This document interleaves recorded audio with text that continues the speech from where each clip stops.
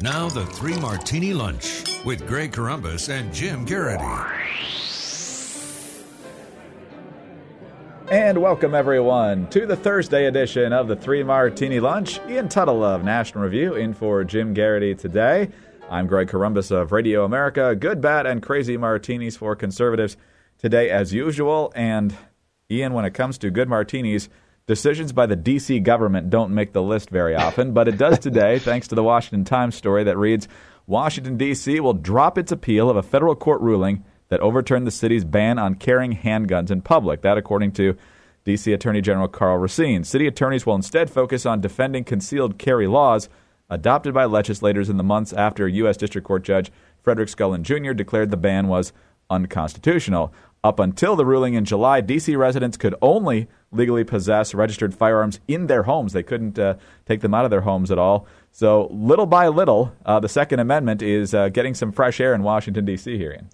Sip your good martinis, because this is good, not great. It is a step forward. So what you're seeing in D.C. is basically the local government cave on a 6-year-old Second Amendment ruling, which was the Heller, the now famous Heller decision from the Supreme Court, which said that D.C. had violated Mr. Heller's Second Amendment rights with their firearms ban.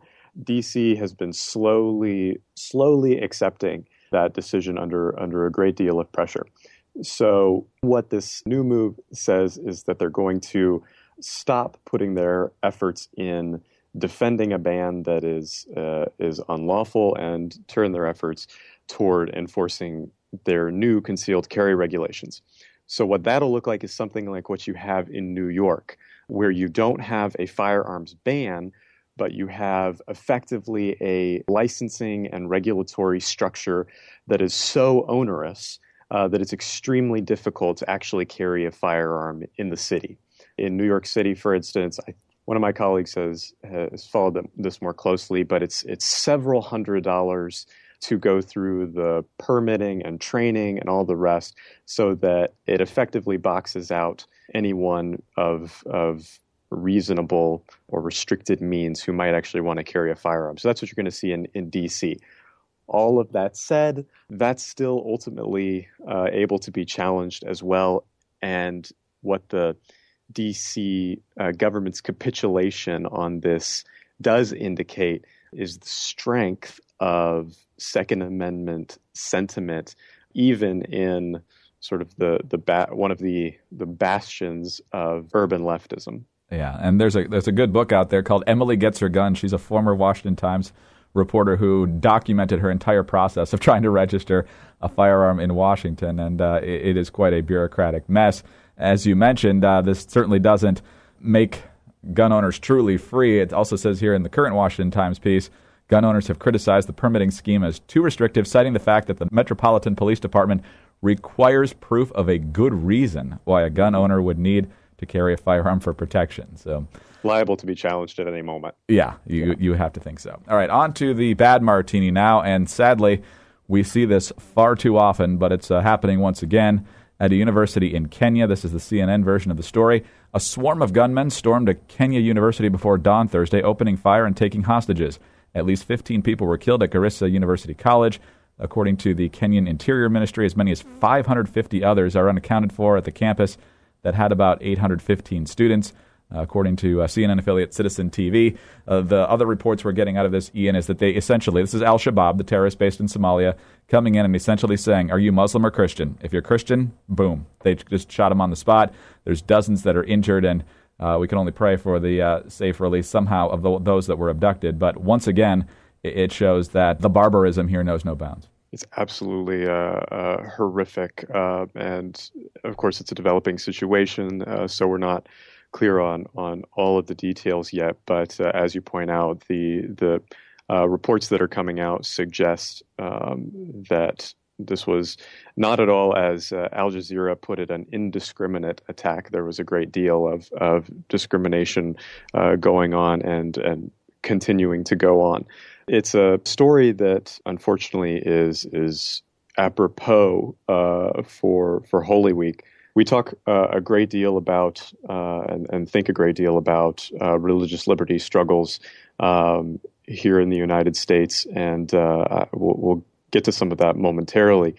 But the extent of the freedom that we still have is extraordinary. It's unmatched anywhere else in the world, anywhere else in history. And what we see when we look across the Middle East is precisely the opposite. Some of the most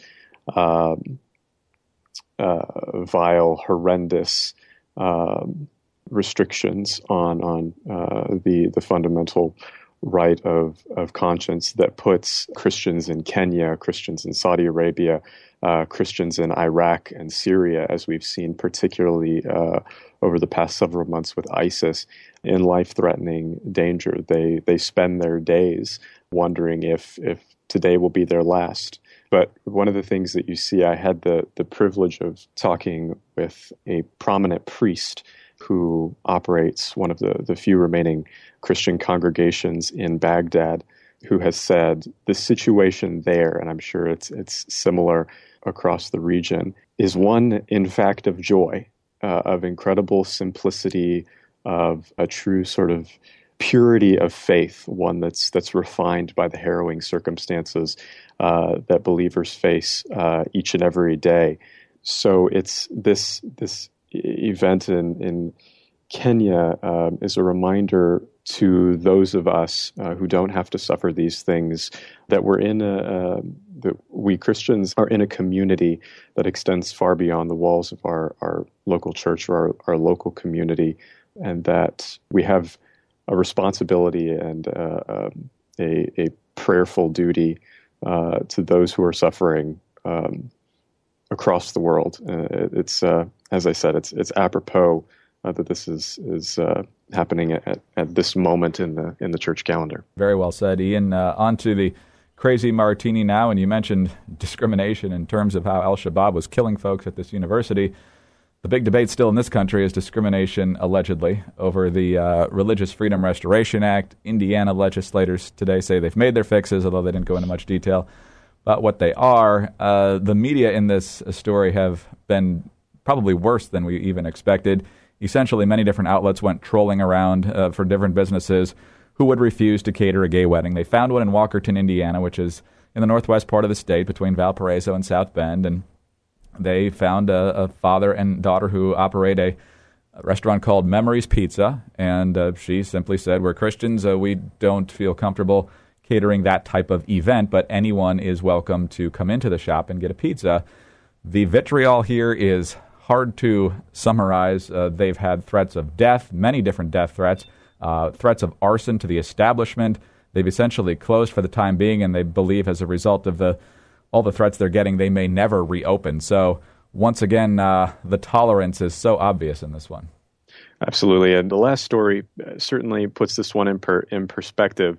But in the context of American history, in the context of what we expect in America, it's hard to find words to describe how despicable what has happened to the O'Connors in Walkerton, Indiana, has been over the past 24 hours. So, as you said, Greg, effectively a reporter just goes driving from establishment to establishment looking for someone who's apparently foolish enough to speak on the record, because you'd have to be at this point. She finds Crystal O'Connor, who says, "We're Christians, we wouldn't cater a gay wedding hypothetically. It's not like anyone has come in and asked them to do this and been turned away. This is entirely hypothetical." It gets reported as first Indiana business to refuse service to a gays. I mean, it's just an extraordinary, misleading bout of reportage by not just left-wing media, but mainstream, just about everyone. And the result has been some of the most vile online attacks. Their Memories Pizza's Google page was hacked. Their reviews on Yelp, I think there's something like 2,000 reviews now. You'll be unsurprised to know that most of them are single-star reviews, and most of them are also filled with content not suitable for the workplace. And as you say, they don't know if they're going to reopen again because they've been getting death threats. It's extraordinary that you have a group of people who pretend to be agitating for love and tolerance and respect. And the way to do that is literally to run the owners of a pizza party in a town of 2,500 people out of town. What's happened is simply unconscionable. It's a reminder of two things.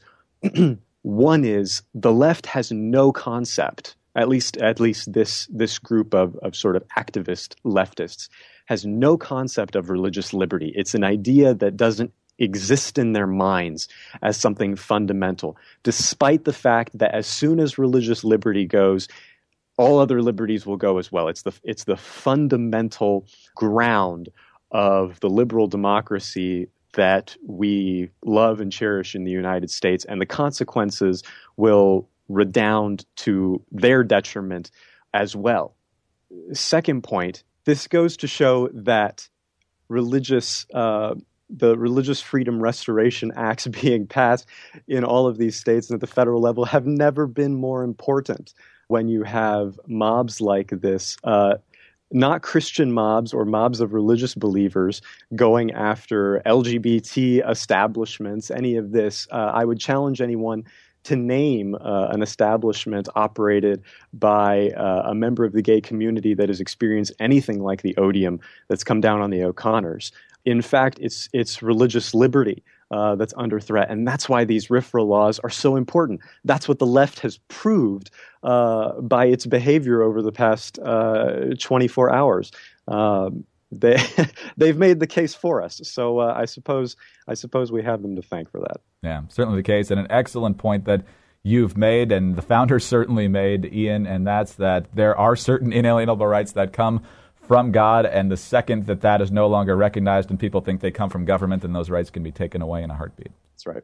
Ian, hate to leave the week on such a sobering note. There will be no 3 Martini lunch tomorrow in observation of Good Friday.